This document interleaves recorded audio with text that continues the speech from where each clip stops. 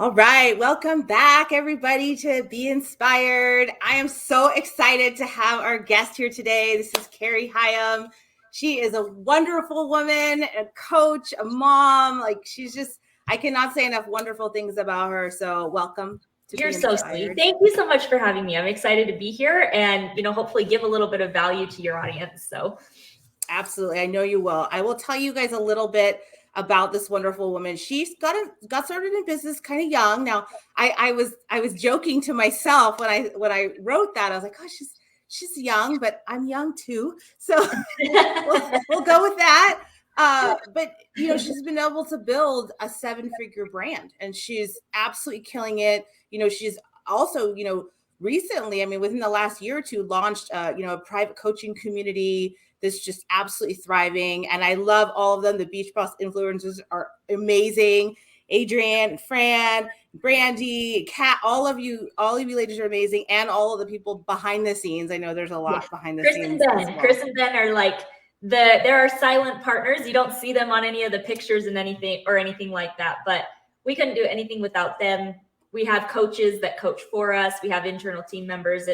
It's been quite the journey building it, but it's been like, if I could have pictured my perfect business and brand 5 years ago, I'm living it now. So that's awesome. And it's so huge to hear that, because people want to build this amazing brand. And because when they're just starting, it's a huge mountain to walk up, that they're like, oh, is it even possible? So it's good that in 5 years that it gives people a huge amount of hope, Yes, absolutely. Yeah. So, and also, Cari just came out recently with an incredible book. I hope you show it. I want you guys to get it. Got my book. It's awesome.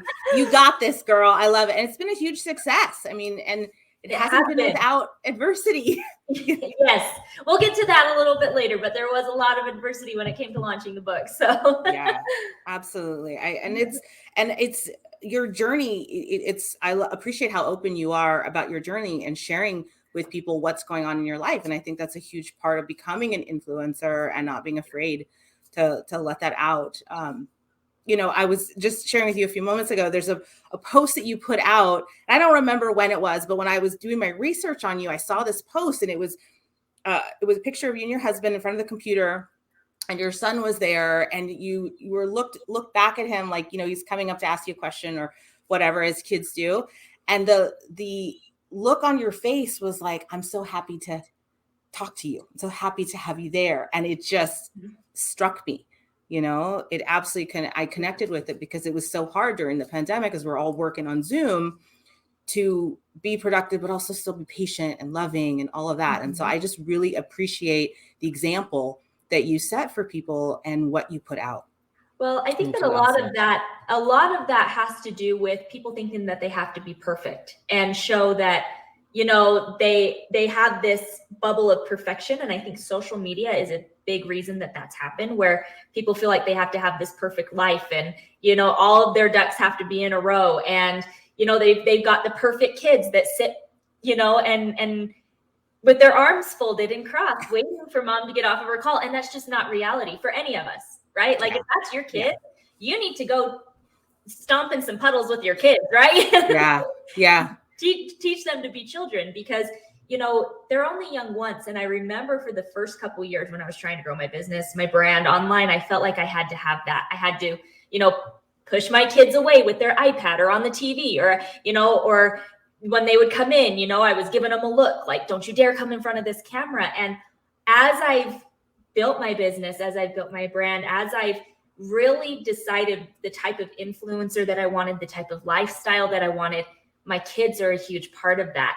And I've actually attracted a lot of people. I've built the business that I have, and I help the people that I do, because that's how I live my life, and they see it, right? Like, my kids are at school right now, so they're not running around, but when they're home, chances are they're coming in and they're asking me questions about homework while I'm in the middle of a Zoom call. And my clients love it, because they feel like they can actually be mom. They don't have to put their kids second. They can actually be mom or dad and do their things that they need to do with their family first. And then their business, their children actually get to see them actually doing the do in building their business. And that's what I've wanted. That's the kind of community, the kind of culture that I've wanted to create. So.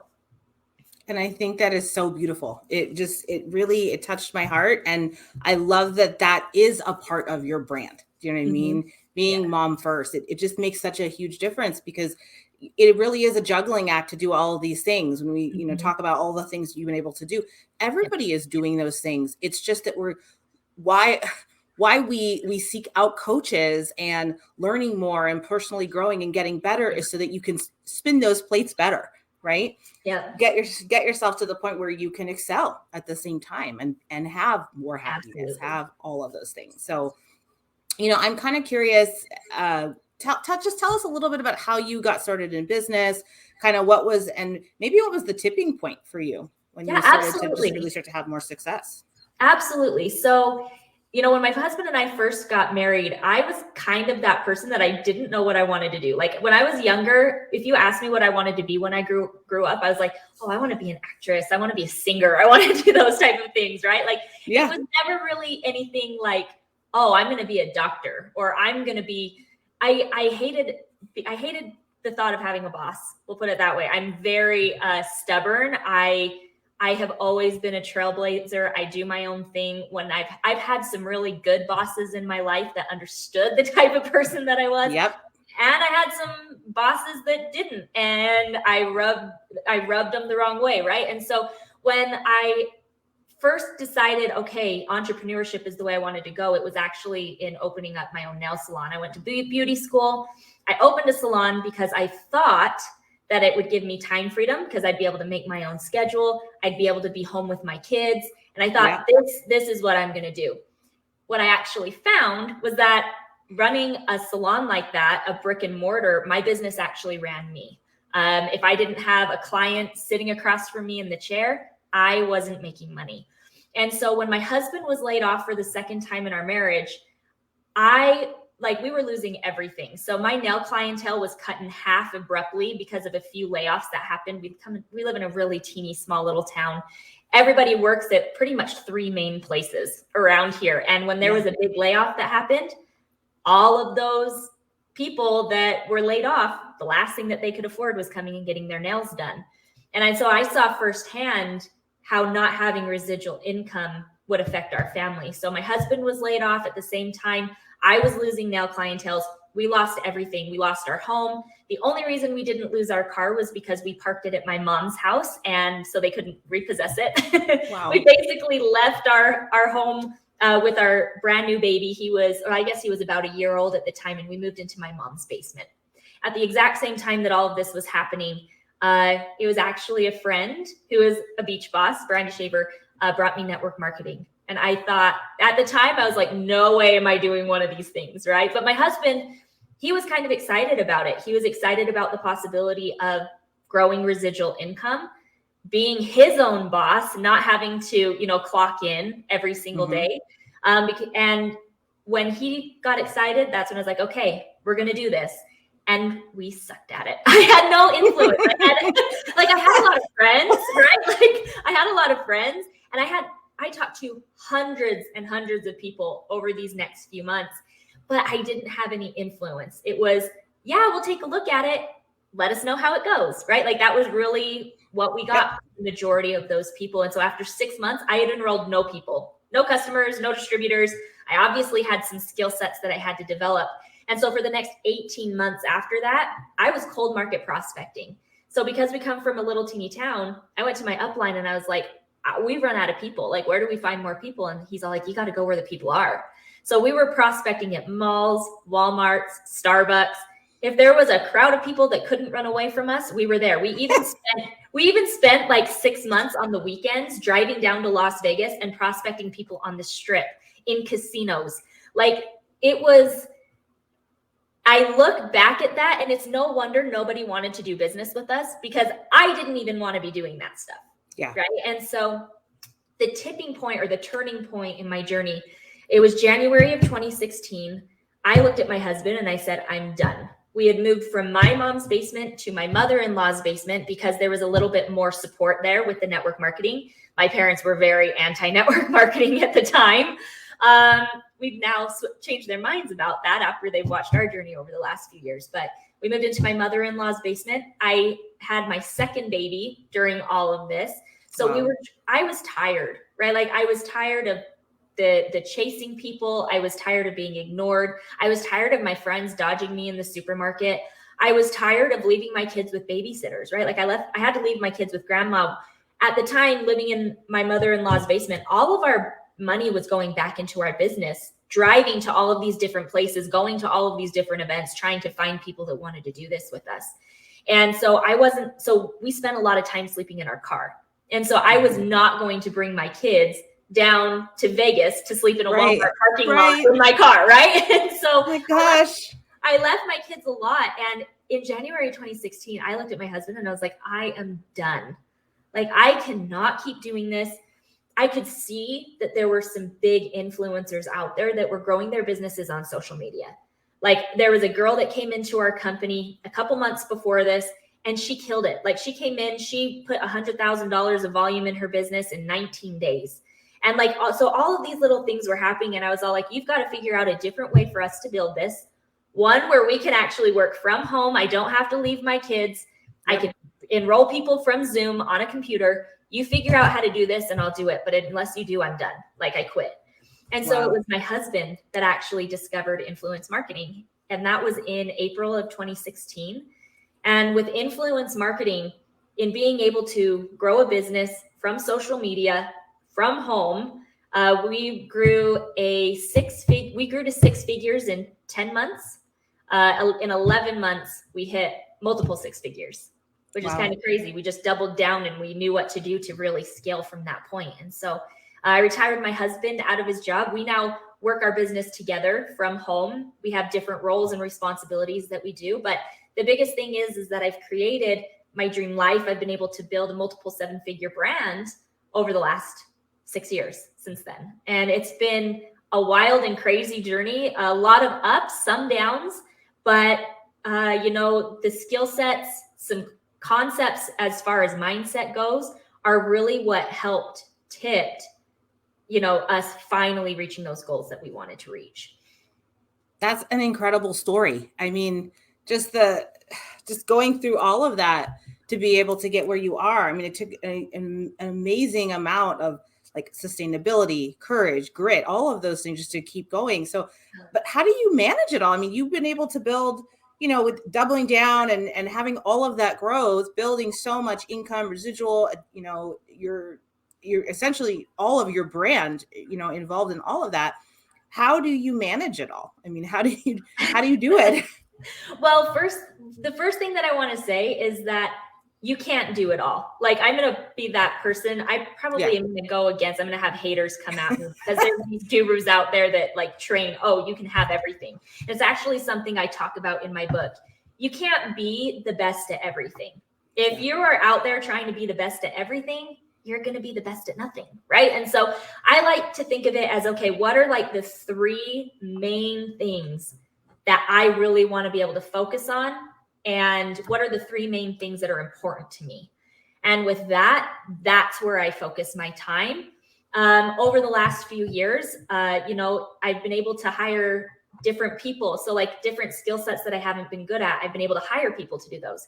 In the beginning, you have to do it, right? You kind of have to be the person that's hustling and grinding and getting your business to where you want to be. But the cool thing is that by implementing just a few tweaks, probably in your daily schedule and things that you might be doing, it is possible to at least have a business that you love, a thriving business, and solid, deep relationships with people that matter to you most, whether it's your spouse, whether it's your parents, maybe it's your kids, whatever that may be. It is possible to have all of the main things that you want to have. So if you're out there thinking, I need to be the best chef, and I need to be the best mom, and I need to be the best businesswoman, and I need to be the best friend, and I need to be the best, all of these different things, you're not going to get anything of it. For me, the main things in my life, like those core things that are important to me, number 1, my family. I will choose my family over my business every single day. And everybody that I work with knows that. And the cool thing is I've attracted people that they're the exact same way. So they understand when things happen, like what happened in 2021 with our family, like they completely understood that I had to take a step away from business for a few months. And we can talk about that here in just a minute. But then also my business is kind of that next important thing. My faith, like being able to have that time for me, in prayer, in scripture study. A big thing for me, which is part of spiritual for me, is actually working out. That's where I do a lot of my thinking. It's actually where I do a lot of my praying as well. Because, I'm able to kind of kill two birds with one stone that way. And so those are like my solid core things that I focus on every single day. I've had to learn to say no to a lot of other things, other things that might be shiny object or whatever that may be. Some things that I think that I might feel obligated that I have to do. Mm-hmm. Don't ever have to feel obligated to do anything. If you're doing something out of obligation, it's better for you to say no. I'm going to tell you that right now. Woo! that means you said a lot right there. Yeah. That's huge. And I'm probably preaching to the choir, right? Like I'm sure people are all like, oh, but that's the thing. Like so many people do things out of obligation and not because they want to, or not because it fuels them, not because they make money from it, not because it's something that, sets them on fire. They do it because they feel like someone's going to feel bad if they say no. Mm-hmm. I'm sorry. You are important, right? Like your mental health, your ability to breathe every day is more important than somebody's feelings of you saying no. And it is possible to say no in a very tactful, classy way so that people understand the reason you're saying no as well. Yeah, 100%. I mean, I think that it's, I think it's Stephen Covey that talks about the boulders in the jar. Like those big boulders are the ones are the rocks, right? That you have to hold on to, and they are the staples within your life. But that jar is pressed so hard to get so much in it all the time. That I feel like that pressure is something that we just implement on ourselves all the time. And so being able to say, nope, that's not a pebble or rock that's going to get in my jar. You have to be okay with that. Yep. And I think that, you may feel you're preaching to the choir, but I think so many of us, it's a constant thing. I think when you hear that from somebody, you go, okay, I'm going to say no, but it's almost something that you have to be reminded of. And you have to be intentional with, because sometimes it's easier to say yes, right? And then all of a sudden you have all of these little pebbles that are overflowing and you can't even seal your jar because you have all of these things, right? So focus on the main things that are important to you, the things that bring you life, the things that you want to look back 50 years from now and say, I'm so glad that was my focus. And all the little stuff that gets in the way, just learn to say no. Learn to say no, and your life you will be so much happier. Your children, your spouse, everyone will be so much happier, and you'll be healthier, right? Like your mental health, your physical health, you'll be able to put those things on the calendar that bring that fuel you each day rather than take away.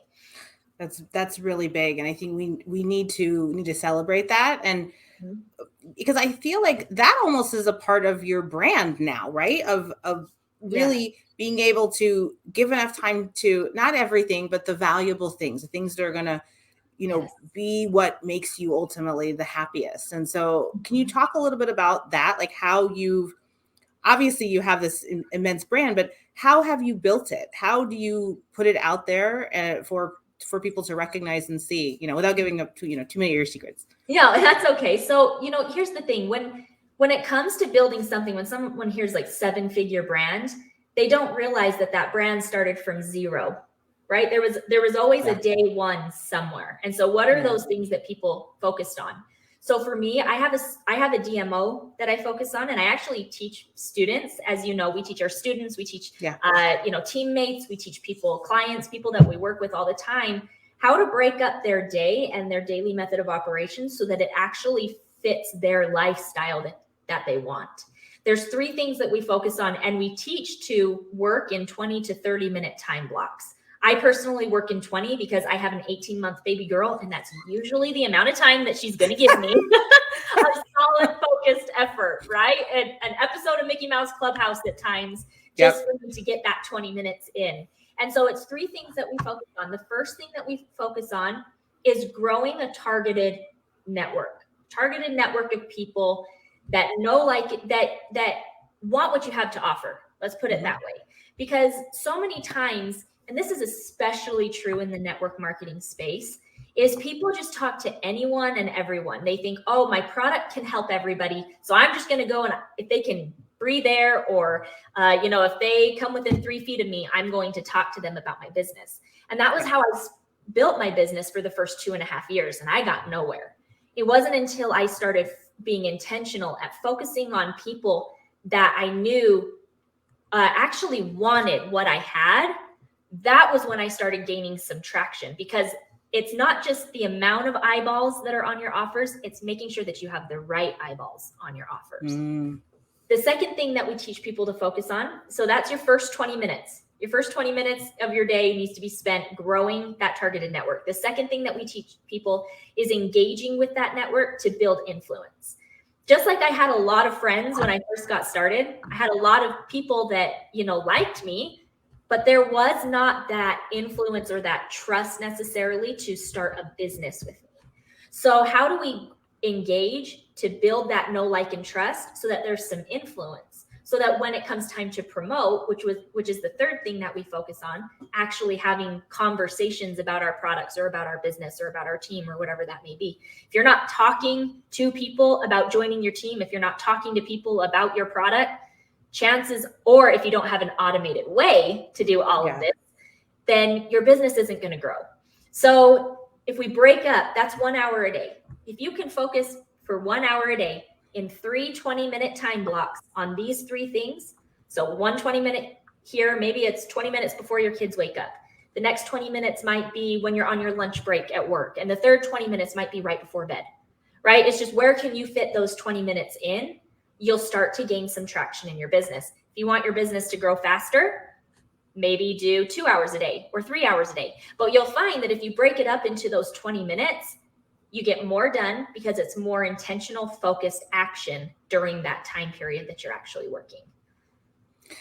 That is so effective. I mean, I've utilized it myself because I feel like I have pretty bad ADD, ADHD, whatever it is. Like, I always feel like I have a running Post-it note in my head all the time, and so I'm like, I lists everywhere. And so being able to kind of condense it is really, I think, is really key. But I also have a question for you about, what do you do on those days that you're not feeling like, this is 7-figure brand, and you're like, like when you're not feeling that way? Because I feel like, especially after what we've just come out of, and I'm sure that you had a massive amount of growth in 2020 just because of, already having the machine kind of rolling. But how do you handle it on those not so great days? I mean, you've been through a lot of challenges, in the last few months. Well, there's always it doesn't matter who you are. Like Tony Robbins himself, he has days where he wakes up and he does not want to do the Tony Robbins things,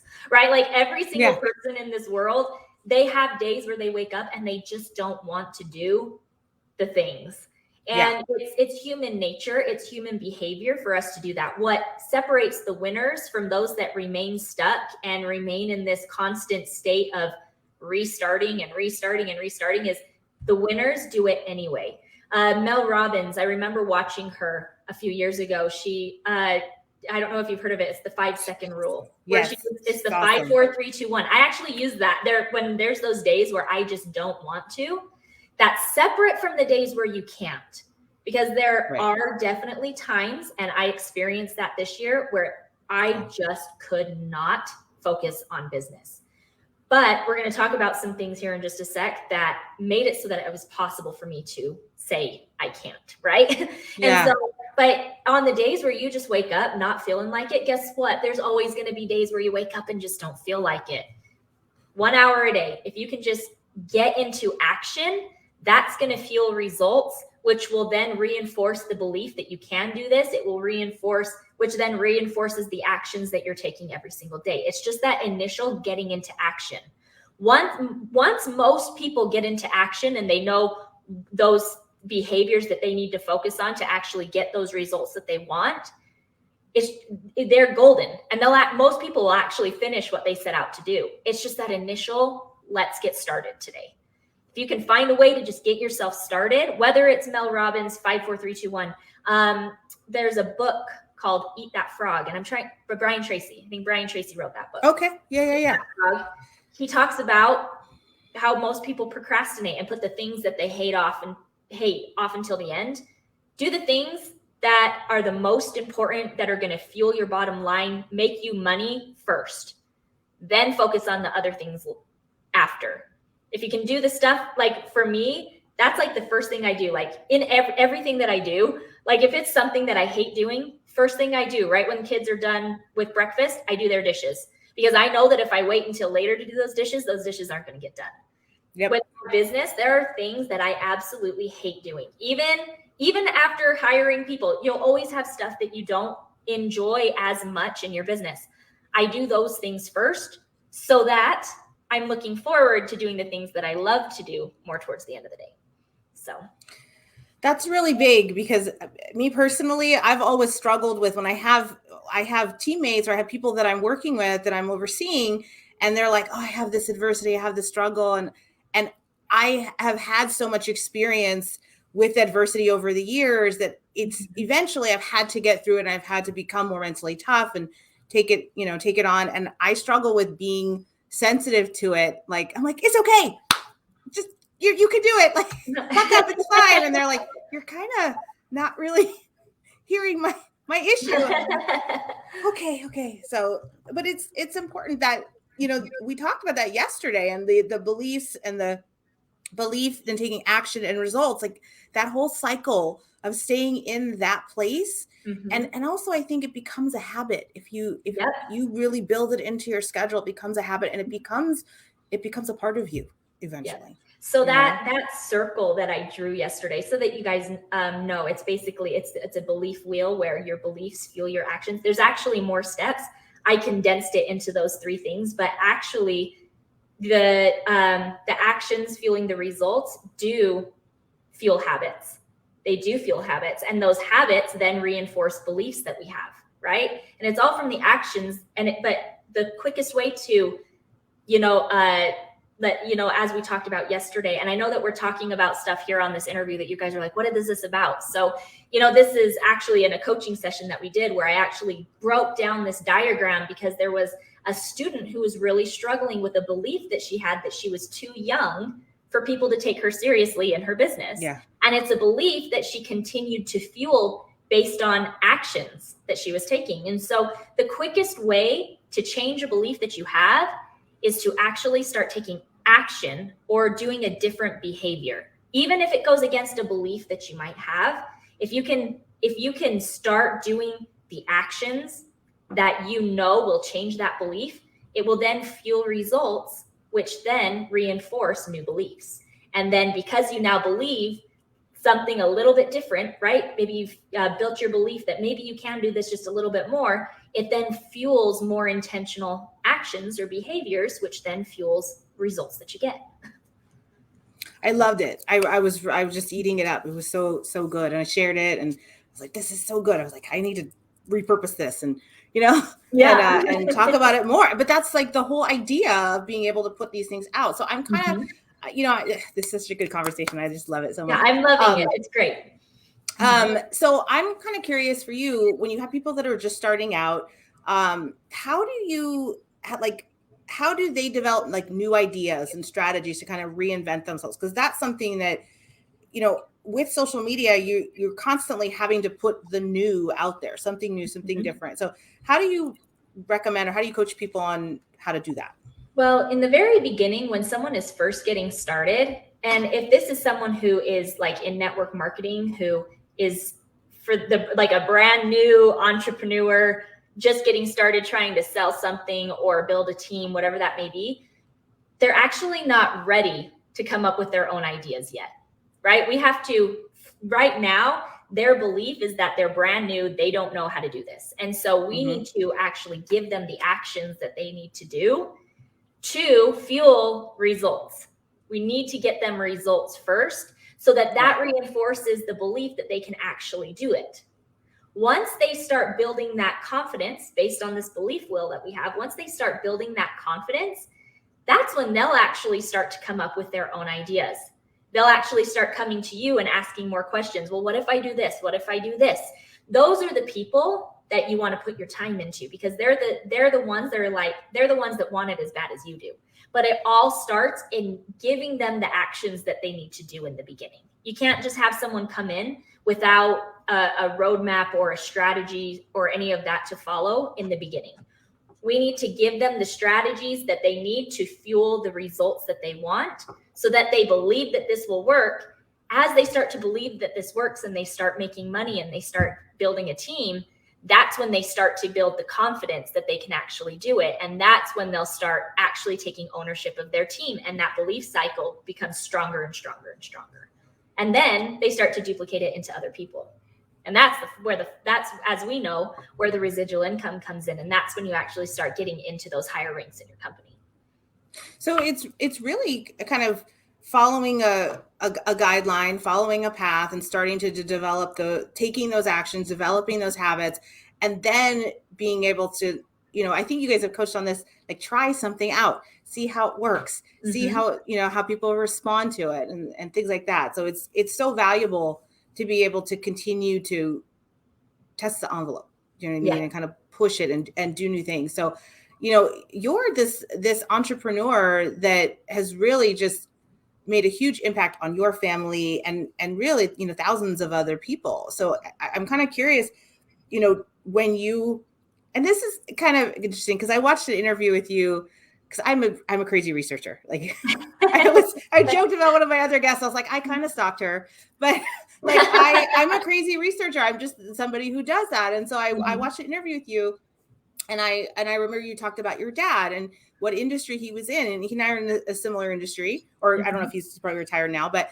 I was kind of curious about people that maybe you mentioned it, the people that maybe weren't as positive when you got started in business. As an entrepreneur, you're always having to face some of that adversity, or people that maybe rain on your parade or what have you. So can you speak a little bit to that, just how you dealt with that and how you were able to succeed anyway?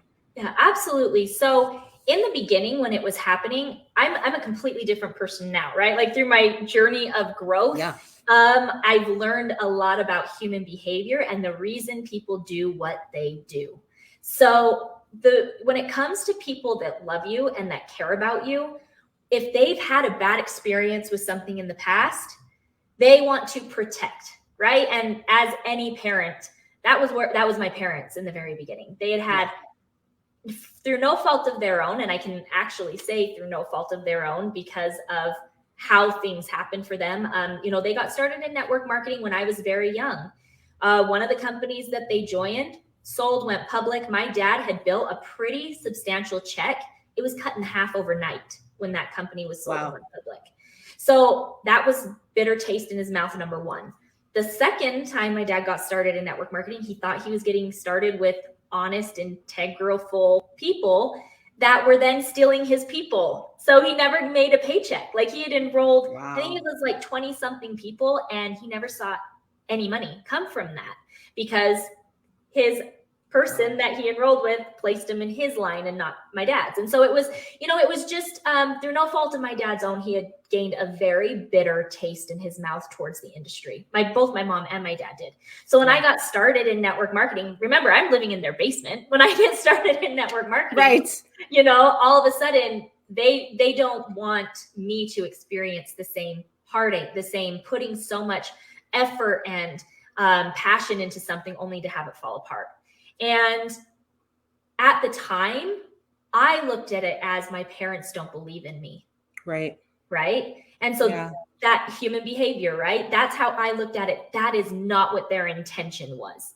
And so when it comes to people in your life, people that, maybe it's an unsupportive spouse, maybe it's parents like I had, maybe it's your siblings, snickering about that business that you're building at Thanksgiving dinner, because that happened to us too, right? Yeah. Most of the time, people do that because they don't understand. They don't understand what you're doing. Anybody who's not entrepreneurial, anybody that is not in love with what you are doing or what you do, if it goes against the norm, most people will tend to snicker at it. Okay. Yeah. And that's part of being an entrepreneur. I mean, you take a look at, I mean, I know that it's easy to hear these stories of like, you know, all these entrepreneurs that first start something. I mean, you think of like, you know, Mark Zuckerberg starting Facebook, like how many people laughed in his face at this idea of a social media platform, right? When, you know, when Microsoft was first getting started, how many people laughed with the internet, right? Like with the internet, and think about like 1990s, how many people thought, well, this thing isn't going anywhere, right? It's just a fad. It's just, right? Like it's people that don't have that entrepreneurial mindset, they won't understand. They won't. Yeah. The quickest way that you can change their mind is getting results.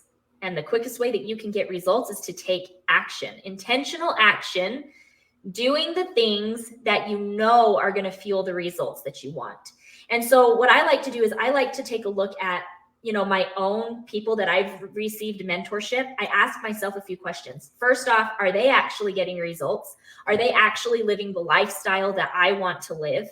Mm-hmm. And is their strategies that they teach in alignment with who I am? If I can't answer yes to all three of those things, they are not my mentor. They're not a person that I want to learn from. And so that's what I recommend anybody who's out there. If you're dealing with negativity, maybe it is that unsupportive spouse or whatever, you've got to start getting results. Find yourself a mentor by asking yourself those three questions. As you start to get results, those results are then going to start changing the belief of that unsupportive person. And that's exactly what I did with my parents. As I started to get results and they saw me, you know, move out of the basement. They saw me retire my husband. They saw me do these things. All of a sudden their belief and this bad taste in their mouth towards network marketing started to change. Yeah. And that fueled different actions and how they talked about my business, how they, you know, talked about what we were doing, as they talked about, you know, I'm able to talk to them now about how my business is going. Like they're asking, they're interested. They, you know, they're proud of me, and I'm able to see that. And it's all because of that belief wheel, right? If you understand human behavior and the reason that people do what they do, and you become a person that isn't afraid to have those conversations. It was through mentorship that I mended the relationship with my parents. And I wouldn't have been able to do that without a supportive community from mentorship. Right. And so it was me actually sitting down and having a conversation with them and telling them, I felt like you didn't believe in me. And them saying that was not our intention. And us actually having a conversation that mended that, whatever was broken there. Right. I love Disney. Obviously I have a Disney shirt on. I think of like Brave mending the tapestry. Remember? Mm-hmm. Like that's exactly what it takes. But it takes, if you're not a person that is used to having those conversations, if you're not a person who's used to doing actions necessary to get results as an entrepreneur, you need mentorship. You need somebody in your corner showing you how to get those results that you want, so that it can then fuel new beliefs, and then you'll start to take different actions, different intentional actions. I'm so glad that you said that, because, you know, when I started in business, I remember my husband was like, okay, sure. That sounds good. Do your thing. And he wasn't negative, but he wasn't really that supportive at the same time.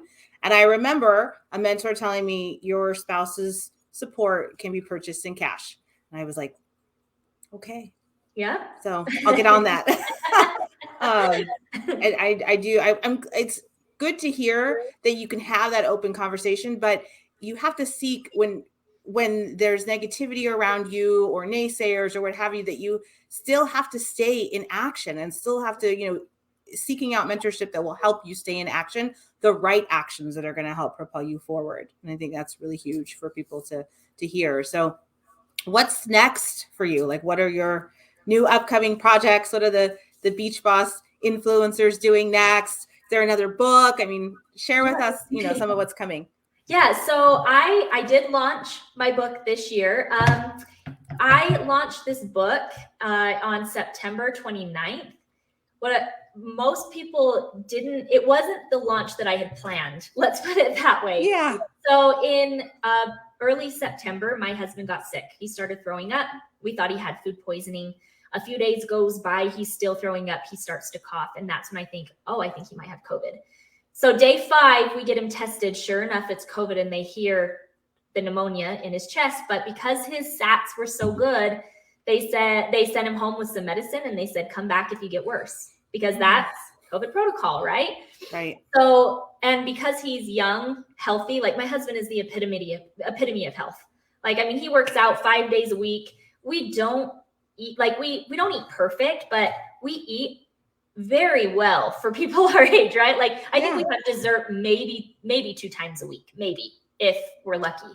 And so if you had told me that my husband would get COVID pneumonia and spend 2 weeks on a ventilator at the age of 34, I would have told you were crazy, right? I would have said no way because of how healthy he was, but that's exactly what happened. My husband was life flighted and put on a ventilator September 27th.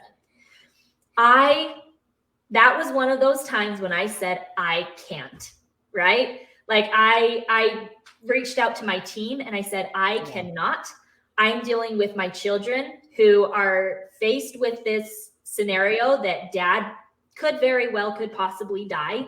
And I need to not, like, I shut down. I threw it all out. I called Brandy Shaver. She's the beach bosses. I told her what had happened. And she said, girl, we got you. Yeah. So on September 29th, my people, right, my community, my support system launched my book for me. I didn't do a single interview. My people sent emails and they did Facebook Lives and they did it all. And I became a #1 best-selling author that day. It was kind of tainted because my husband was on a ventilator. Yeah. Right? But I had built a machine, and I don't want you to think of me like thinking of my people as a machine, but that's exactly what it is, right?